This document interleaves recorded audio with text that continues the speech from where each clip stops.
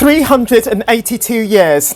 As at the time of this recording, that's how much jail time the 10 killers that you're about to meet have racked up between them. Welcome to evil.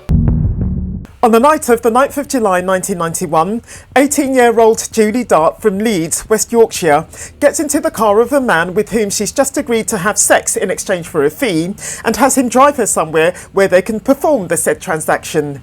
She's never seen again. On the 22nd of January 1992, 25-year-old estate agent Stephanie Slater from Birmingham goes to show a man around a property in Turnberry Road, Great Bar, Birmingham. When she enters the property's bathroom, the man attacks her with a hammer and then ties her up before carrying her away to a mystery building. After raping his victim the minute he gets her into that space, the man keeps her for days on end, bound, gagged, naked and blindfolded inside a wheelie bin that he's got laid across the floor before doing the unthinkable to her. Now viewer, if I've got you hooked on the story so far, do subscribe, give the video a like, drop a comment when you're ready and donate. Hit the thanks button below, I'll appreciate you. Julie Dart and Stephanie Slater were both unlucky enough to fall victim to a predator who was as opportunistic and sadistic as he was thoroughly brazen, and whose name is Michael Sams. Born in August 1941 in Keighley, West Yorkshire, Michael Sams later revealed that he only murdered Julie Dart because after he locked her in a coffin-like box which was chained to the floor of his workshop, a building located in the backyard of his home in Sutton-on-Trent in Nottinghamshire, where he lived with his third wife, she broke out of the box. What Julie may or may not have known by the time the perpetrator chained her up again was that the man had been alerted to her escape from the box by the alarm that he had fitted to the box. When he later held Stephanie Slater in that same space, the man attached electrodes to her so that she would, in the event of any attempt of hers to escape, be electrocuted. This very technical knowledge of Sam's was, in fact, no coincidence, the man having sold his former central heating business several years before. At the end of his 3-year career in the Merchant Navy, which began when he was 20, Sams had become first a lift engineer and then a central heating engineer, the business in that latter field that he subsequently launched going down the drain, however, when, in 1978, the man was sent to prison. A convicted car thief and insurance fraudster then, at the time of his 2 kidnappings, Sams was carrying on a business selling power tools and had 2 failed marriages and 2 sons behind him. After forcing Julie, the day after her escape from the box, to write a number of notes, including one addressed to her boyfriend demanding a ransom of £140,000, Sams bludgeoned the young woman with a hammer before finishing her off by strangling her. Between his act of murder against Julie and his act of abduction against Stephanie, Sams made numerous attempts at blackmail and extortion against the police for sizable sums of money. After finally getting, when he kidnapped Stephanie, a ransom from Stephanie's employer of £175,000, Sams did to Stephanie what I referred to at the beginning as the unthinkable. He let her go. This happened on the 30th of January 1992. The perpetrator was then caught when, after recognising his voice in a phone call of his that was played on Crime Watch UK in February 1992, his first ex-wife identified him to the police. Having been banged up since 1993, the man's most recent parole refusal at the time of this recording had come in April 2023. Isn't it funny that the perpetrator doesn't like being boxed up in a prison? Let's just hope he stays banged up until the end of his worthless life. On the night of the 21st of June 1971, a steelworker from Cardiff in his mid-20s by the name of Malcolm Green slashed the throat of a 41-year-old woman with a broken bottle. The woman's name was Glenys Johnson, and she happened to be a sex worker that the perpetrator, who murdered this stranger on wasteland near the local docks, had come across. as well as causing a 5-inch wound to Glenys's neck, which nearly decapitated the woman. Green cut several other parts of his victim's body as well, the body subsequently being found half naked and lying face down under a car in a nearby street. In police custody, the perpetrator's confession, which came as soon as the man sat down to be interviewed, but which the man later retracted, said, quote, "I don't know how I done it. All I had was a comb and a shilling. The next thing I knew, I was walking home smothered in blood. I know I did it," unquote. After doing what he did, Green had gone to his workplace, British Steel Corporation's East Moorswork, which was nearby, to shower, change, wash his blood-stained clothes, and make a taunting phone call to the police in which he said, quote, "Have you found the body yet? There will be 4 more. This is the Ripper," unquote. That very phone call, though, was then traced to Green's workplace, and the murder itself was then traced to Green, which had to have made the man feel like a total fool. After arresting the perpetrator, police learned that he had told his wife, Marilyn, a few months earlier that he wondered what killing someone would be like. Following that, in their subsequent search of the man's home, police found a dummy made out of a rolled-up carpet, dressed in a shirt and coat, with a knife embedded in its chest and with a red substance staining the area of the stab point. In November 1971, at what was then Cardiff Assize Court, for Glennis's murder, Green got life with a minimum of 25 years. On the 22nd of March 1990, a motorist found in the 2 holdalls that she had spotted sitting by the A467 near Rogerstone in Newport, South Wales, 2 upper arms, 2 legs and a torso. All the body parts were individually wrapped in plastic and sealed with sellotape. 4 days later, a young farmer who came from St Bride's Wedlock, some 15 miles away from Newport, found, wrapped in a plastic bag, a severed and bludgeoned head. Nearby, meanwhile, was a white plastic bag containing 2 amputated hands, with the 3rd finger on the left hand completely crushed. These body parts had come from a 24-year-old New Zealander by the name of Clive Tully, who was last seen alive on the 19th of March in Bristol, southwest England.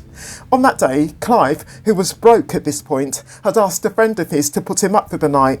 Having agreed to do so and then dropped the man off at his home, Malcolm Green, who'd come out of prison 5 months before, later bludgeoned Clive, his friend, with a hammer and then sawed his body into pieces before bagging it and then scattering it in the bags along rural roads down in South Wales.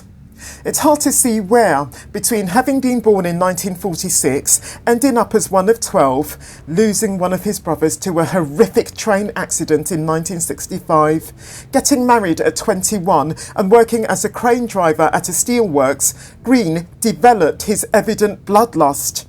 Before working as a crane driver, he had worked at a slaughterhouse, as do many other people who don't go on to kill.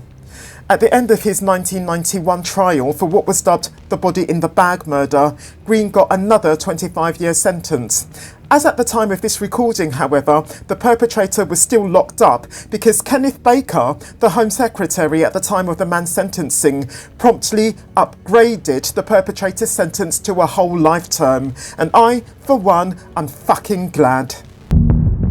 I don't know why it took until 1952 for Sidney Cooke, who was born in Stroud, Gloucestershire, southwest England, in 1927, to be booted out of the army, given the numerous stints in prison that the man served for doing a bunk, going absent without leave, any more than I know why, in 1945, the man enlisted in the first place.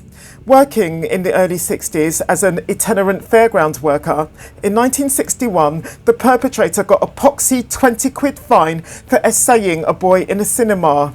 He got away, meanwhile, with heinily and whorily graping on a regular basis and, for years, 2 brothers, one initially aged 10 and the other initially aged 11 or 12, the perpetrator sometimes getting a friend of his to join in.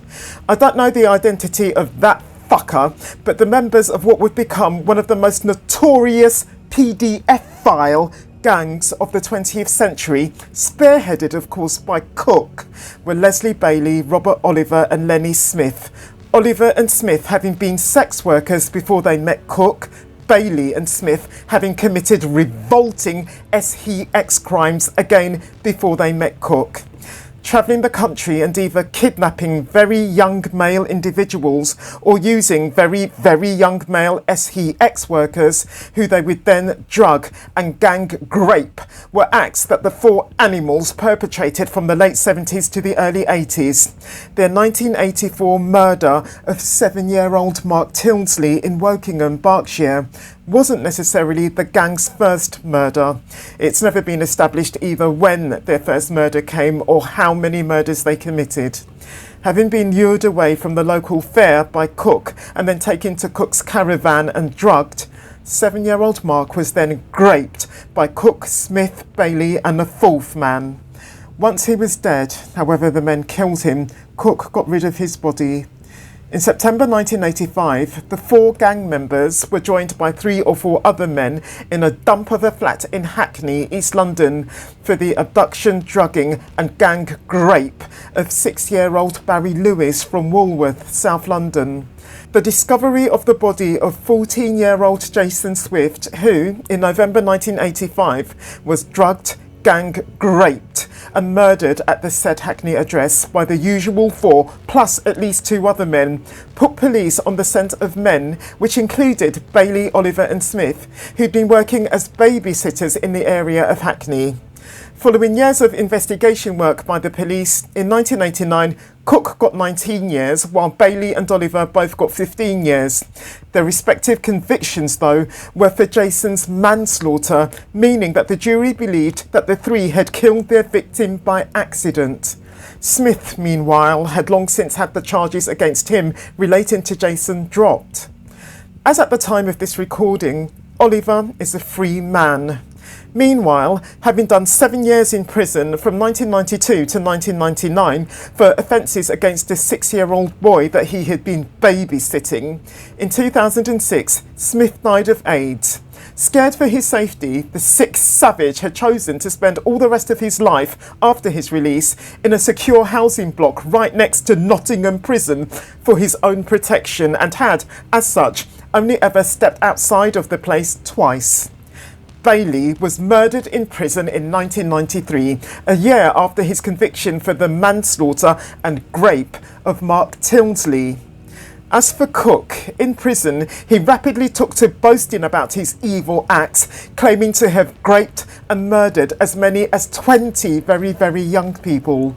When, in 1998, he got out, he chose to live, literally, at Yeovil Police Station for his own safety, having the same concern then as his fellow savage Smith.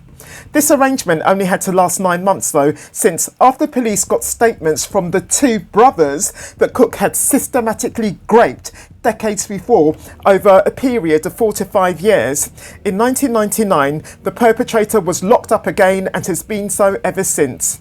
At the time of this recording, the fucker was 98 years old and will hopefully soon die in a slow and agonising way.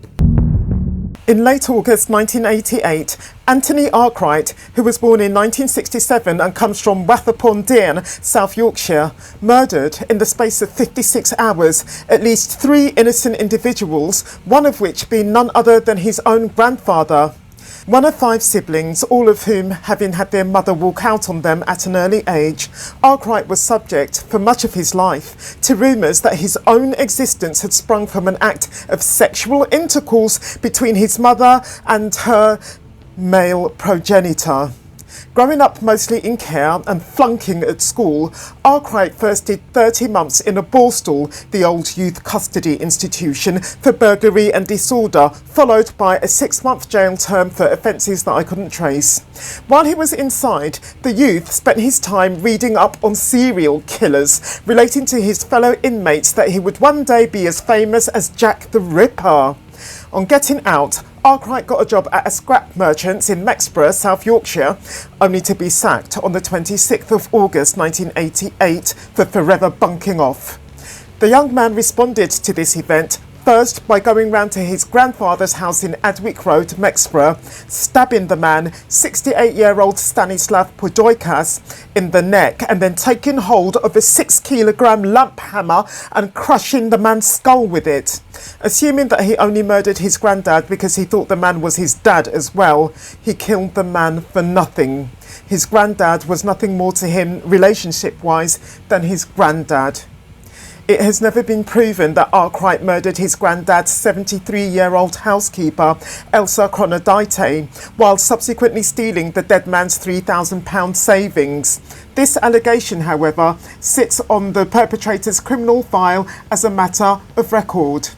When, in the early hours of the 28th of August, Arkwright broke into the home of his next-door neighbour, 48-year-old former teacher Raymond Ford, who Arkwright had always hated and always victimised, and stabbed the man up to 540 times before draping his entrails around the room. But for the devil's mask that he had on, he was stark naked. In the morning of the 29th of August, to complete his maniacal murder spree, Arkwright broke into the specially adapted bungalow belonging to his other next-door neighbour, 25-year-old wheelchair user Marcus Law. As payback for all the cigarettes that Law had scrounged off him before that point, Arkwright stabbed the defenceless man at least 70 times before trying to gut him, exactly as he had done to poor Raymond. On failing to rip out the man's insides, Arkwright opted instead to embed one of his victim's crutches into a gaping wound in the man's stomach. Gouging the man's two eyes out and then pushing cigarettes into his eye sockets, ears and mouth is what else the psycho did. Having been locked up since 1989, Arkwright is set to die in prison in line with his whole life prison order. He forgot, you see, to get away with murder like his savage and mentally disturbed idol Jack the Ripper did. I hope every day of his life in prison has been hell and that it stays like that forever. It was the arrest on suspicion of one violent crime against a boy that led evil paedophile Victor Miller from Wolverhampton, West Midlands, born in 1956, to confess to another, a murder to be exact.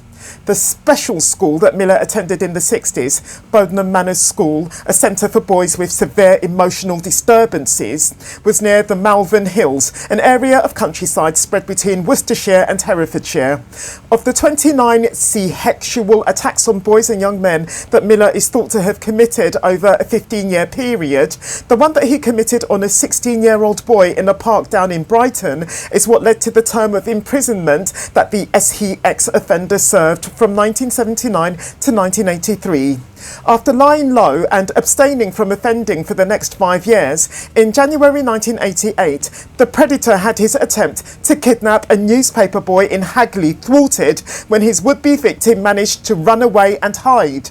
A few days later, likewise, the perpetrator drove over to the village of Wellington in Herefordshire, this being familiar territory to the antagonist, remember, and made an unsuccessful attempt to snatch 18-year-old Richard Holden as he cycled home down a dark country lane.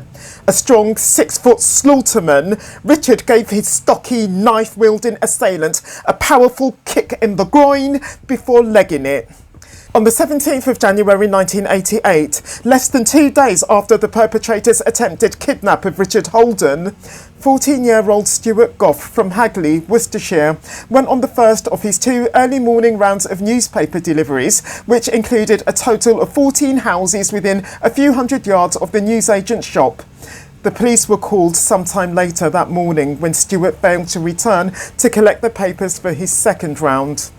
After an intense 2-week search, which involved more than 170 police officers, 600 public volunteers, an underwater search unit and police helicopters, Stuart's body was found in remote woodland on the southern edge of the Malvern Hills, which was all of 50 miles away from Hagley, but no less familiar territory to the person behind Stuart's murder. Miller had snatched Stuart moments after the boy delivered the last paper from his first round. After essaying and then partially strangling his victim, Miller bludgeoned him to death with a rock. Miller's disclosure to police of the location of his victim's body came after he spent several days in police custody, his arrest having come before the end of January, the perpetrator having been tracked down after Richard Holden gave police a description of the man's car when he reported the pervert's attempted attack on him. Miller's confession of Stuart's murder was triggered by the evidence that was mounting against him in relation to Stuart's disappearance. At his trial at Birmingham Crown Court in November 1988, Victor Miller pleaded guilty to murder and to various other abduction and assault charges. Having long since completed his initial 30-year minimum term, the perpetrator has never once applied for parole, having instead asked never to be released. His obvious remorse, which he once expressed in a direct address to Stuart Goss's family, does count in my opinion. As long as he does stay in prison forever, then to my mind, justice will have been served as far as possible. John Duffy is a rapist and murderer whose close friendship with his partner in his evil crimes, David Mulcahy, stemmed from their shared Irish Catholic heritage. Born in 1958 in the Republic of Ireland, Duffy, whose family moved over to England in search of work, instantly hit it off with Mulcahy in the year of 1970 at Haverstock School in North London. At 13, the two once played a game of cricket together at school, using a hedgehog as a ball. Cruelty to animals, by the way, which shows a person's lack of empathy for living creatures, is a characteristic of numerous serial killers. Other than bludgeoning hedgehogs to death and laughing about it, but at least getting a fixed-term exclusion from school as punishment, the two spent their leisure time putting on Halloween masks and then jumping out on courting couples in Hampstead Heath, North London. The boys took huge delight, of course, from the shock and fear that the couple showed. Then one day, when, as young adults, Duffy was working as a carpenter while Mulcahy was working as a plumber, the two were gutted when the woman that they had, out of the blue, decided to burgle and grape, failed to return home on the night in question. Their plan to burgle and grape another woman was again thwarted when the woman came home with a man. One night in October 1982, though, the two did grape a 21-year-old woman after jumping out on her as she walked home and then putting a knife to her throat before forcing her into the garden of an empty house. In the course of 1983, the two men, who by this point were both married, committed no fewer than 18 grapes, their victims being pounced on late at night in streets mainly near railway stations in Hampstead, Barnet and other areas in and around North London. And the fact that they committed their horrendous acts near railway stations gave them first the media dubbing of the railway rapist. And it was rapist because at that point nobody knew that there was more than one man involved, and it later gave them a more sinister media dubbing. The two men continued their grapes through to 1985, committing on one occasion 3 rapes in a single night in the said year, Hendon being where. In December of the said year, the two men strangled 19-year-old Alison Day to death with her own blouse near Hackney Wick Station, East London, after graping her.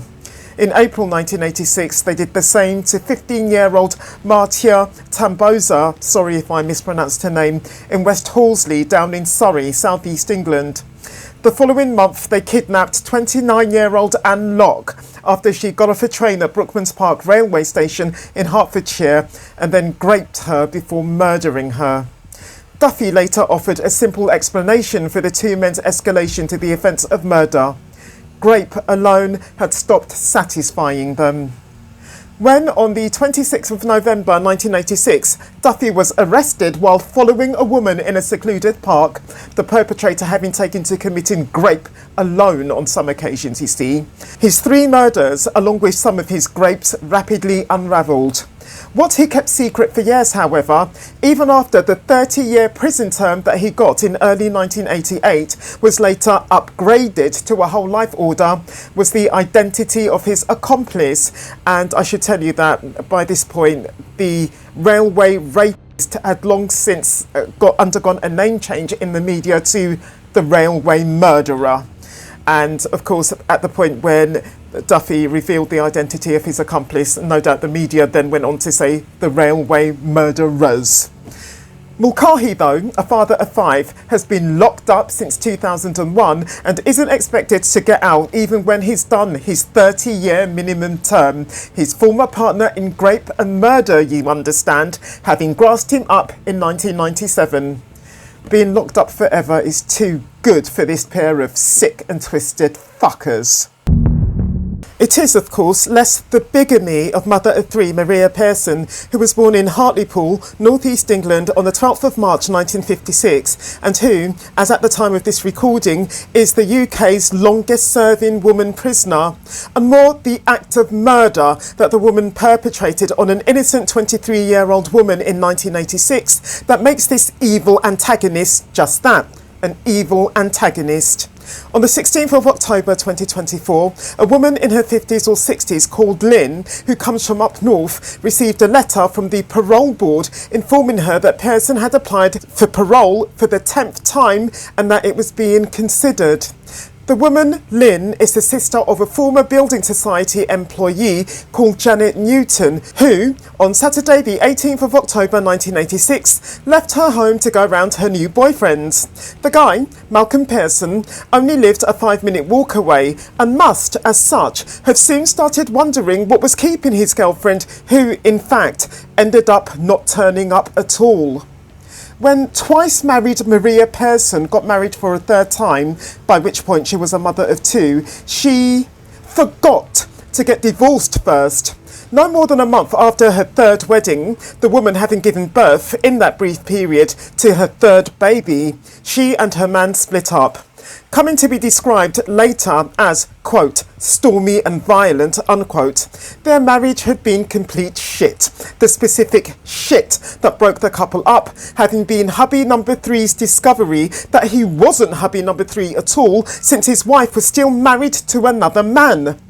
Even though the young woman that Maria's non-hubby started seeing soon after he and Pearson parted company was a complete stranger to Pearson, Pearson hated her.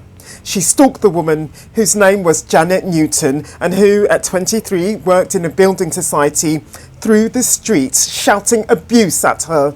When she wasn't harassing Janet in the said way, Maria was sending hate mail to the young woman's mother. Of the 17 stab wounds that Maria inflicted on Janet on Grange Road, Hartlepool, on the 18th of October 1986, 2 went through Janet's heart. When police arrived on the scene, they thought that the 23-year-old had been the victim of a road traffic accident, a hit and run to be exact, because Pearson's knife attack on her was just so horrific. Despite the fact that Pearson has been locked up since 1987, we can, I think, still feel outraged, to a degree at least, that the original minimum term of her life sentence was a poxy 12 years. As at the time of this recording, the woman's next parole hearing, which was set for the 2nd of June 2025, will be no less than her 10th one. She keeps getting kept inside on account of her lack of remorse for her heinous criminal act, her bullying and intimidation of others, the which being why she's twice been sent back from an open prison to a closed one, and her refusal to take part in rehabilitation programmes. Every time she becomes entitled to a parole hearing, both Janet's family and Malcolm's family protest to the parole board the prospect of her release, Malcolm's family specifically objecting that, quote, you can't rehabilitate psychos, unquote. Parole board, please heed this point and keep the nutjob Maria Pearson, who legally shouldn't even carry that surname, locked up until she dies. Overnight, on the 6th to the 7th of August 1985, near the village of Tolshunt Darcy in Essex, South East England, Neville and June Bamber, both 61, their adopted daughter Sheila Caffell, 24, and Sheila's 6-year-old twin sons, Daniel and Nicholas Caffell, were all shot dead in their home, White House Farm. The only member of the immediate family to survive the night was the adopted son, Jeremy Bamber, who was then aged 24 and who, luckily for him, had been at his own home in the nearby village of Goldfinger when the mass murder took place. The police were first alerted to a disturbance at White House Farm when, at 3 a.m. on the 7th of August, Jeremy himself called them, claiming to have just received a distressing call from his father, telling him that his sister had gone berserk and that she had a gun. Jeremy added that after he himself heard a shot being fired, the line had gone dead. In his call to the police, Jeremy referred to his sister as a nutter in reference to her recent diagnosis of schizophrenia. Initially, the police wrote this devastating set of murders up as murder-suicide. When they went to investigate, you see, they found, lying on the floor of the master bedroom, a body with blood oozing from the throat and with the semi-automatic rifle belonging to Neville, with which all the murders had been perpetrated, lying so as to be pointing towards the body's throat. The body was that of Sheila. The press ran with the murder-suicide explanation, portraying this diabolical massacre as the horrific act of a mentally sick young woman who, in a deluded state, had wiped out 3 generations of a well-to-do Essex family without even sparing herself. One of Jeremy's cousins, whose name is Anne Eaton though, wondered, 3 days after the killings, what the silencer to the murder weapon was doing in a cupboard in the home, knowing, as she did, that the silencer had always been kept on the rifle. She and other family members then started to wonder, in explanation of the silencer not being on the rifle, whether someone other than Sheila had committed all 5 murders with the silencer on and then removed it before planting the rifle on Sheila's body. They wondered this since having the silencer on the rifle would have made the rifle too long for Sheila to reach the trigger in order to shoot herself in the face. At this point, these family members most probably didn't know that Sheila in fact had 2 bullet wounds, the one to her throat plus a second one to her chin. As you can see, the idea that a person would be able to shoot themselves, in that part of their body at least, any more than once is highly unrealistic. Likewise, the family may not yet have known of Neville's apparent phone call to Jeremy that came in the middle of the shootings. Instead of calling the police or trying to save both himself and his family, the man apparently opted to call his son to tell him what was going on. The police is not looking, initially at least, into either the matter of the silencer or the matter of Neville's reported phone call to his son, combined with their acts of disposing of the blood-stained mattresses, the bedding and the carpet only days after the murders, handling the rifle without wearing gloves, and then not even bothering, again initially at least, to check the rifle for fingerprints, are all amongst the huge failings that unravelled in the course of the initial police investigation. Jeremy Bamber murdered his entire immediate family for the substantial inheritance that he gained after doing so, and which he started spending only days after his 5 acts of killing, by which time the funeral for the 5 victims had taken place, going on a windsurfing holiday with his girlfriend, Julie Mugford, and doing lots and lots of partying besides that. It was Julie's very report to police, some weeks later, when she and Jeremy had split up, of Jeremy's year-long plan to do away with his whole family and frame his sister, that triggered a renewed police probe into the massacre, leading, in October 1986, to Jeremy's convictions for the killings. As at the time of this recording, Jeremy Bamber remains in prison thanks to his whole-life prison order. But in view in particular of his slaughter of his 2 6-year-old nephews, I personally wish he'd just been hanged.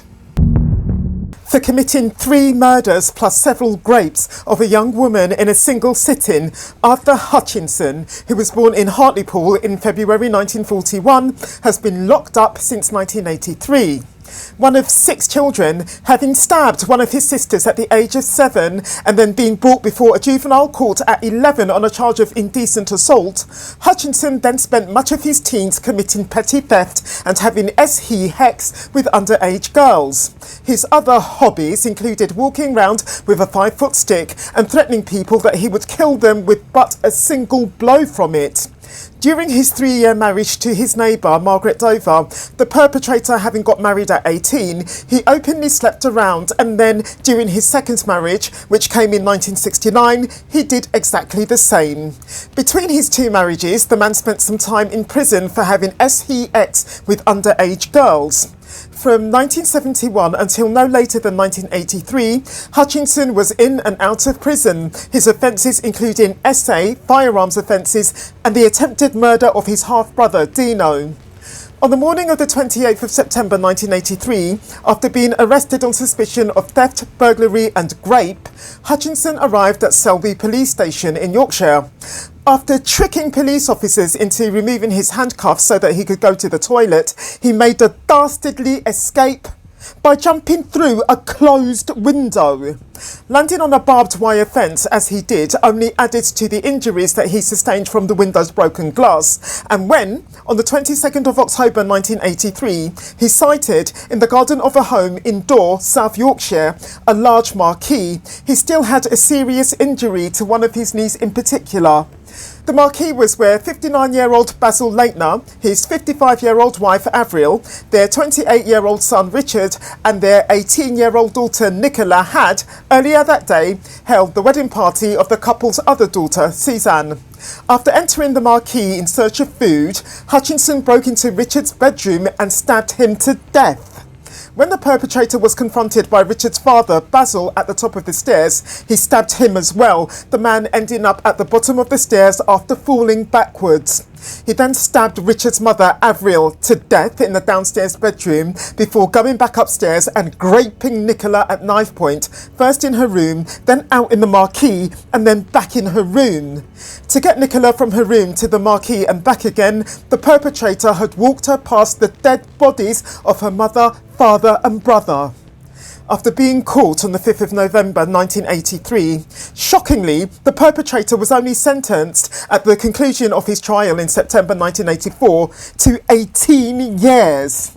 Thankfully, the Home Secretary of the time, Leon Britton, subsequently upgraded the sentence to a whole life term, and the animal's many appeals against the tariff have failed. Hell will be too good for that fucker.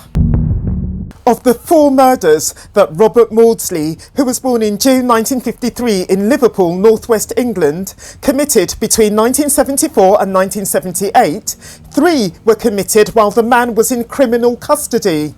One of no fewer than 12 children, Maudsley found himself at the age of 8 being returned to the care of his parents after being taken away from them, along with some of his siblings, at the age of 21 months due to serious parental neglect. He was returned to the care of social services at 16, however, after suffering years of the most horrific violence and essay from his lorry driver father, who was often put up to his abusive behaviour towards his son by none other than his wife, Maudsley's own mother. Having developed severe psychological trauma, as attested by his numerous attempts at suicide, and having become a substance abuser, at 20, Maudsley was supporting himself down in London by working as a prostitute. He garrotted a client of his, John Farrell, over in Wood Green, North London in March 1974, after the man showed him pictures of his child SA victims. After handing himself into the police, Maudsley was sent to Broadmoor Hospital, a psychiatric unit, having been deemed unfit to stand trial. Nothing much came of the man's act from 1976 of holding a fellow patient hostage.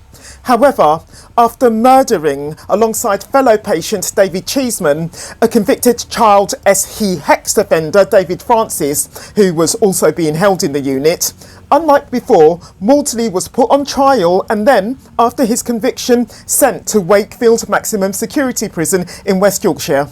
His joint torture and murder, the murder having been carried out once again by means of garrotting of Francis from February 1977, earned Maudsley the dubbing of Hannibal the Cannibal, since the perpetrator's reason for ramming a sharpened spoon into his deceased victim's ear with such force that it penetrated through to the man's brain, and then splitting the man's head open, exposing his very brain, was to enable him to literally feed on the man's brain.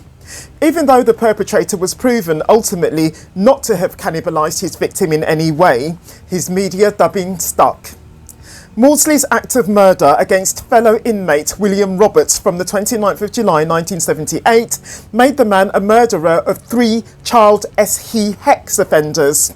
The perpetrator's murder from the same date of Salmini Darwood was, in contrast, the murder of a wife killer, and in fact, that Robert was a PDF file was just a coincidence. Before taking the man's life, Maudsley had never even set eyes on him. After committing the second of these 2 murders, the perpetrator approached a prison guard and calmly announced that the next roll call would be too short. Having been held in solitary confinement after his July 1978 murders, Maudsley was only moved into the specially built underground glass cell that he became even more infamous for in 1983. Measuring 18 foot by 15, the cell, which is essentially a prison within a prison, has extreme security measures, and during the 1 hour a day when Maudsley is allowed out, the killer is always escorted by at least 4 security guards. This was so, rather, until April 2025, by which point the perpetrator had spent 42 years in his so-called glass cage at Wakefield Prison, his total time in solitary confinement having come to 47 years, and his total time, lastly, in criminal imprisonment, which includes his time at Broadmoor, being, as at June 2025, all of 51 years. Maudsley is now on F-Wing at HMP Whitemoor in Cambridgeshire, F-Wing being a unit specifically designed for inmates with personality disorders. Having long since become subject to a whole life prison term, the man will die behind bars. If this video has gripped you, I recommend you to watch this one next. I'll meet you there.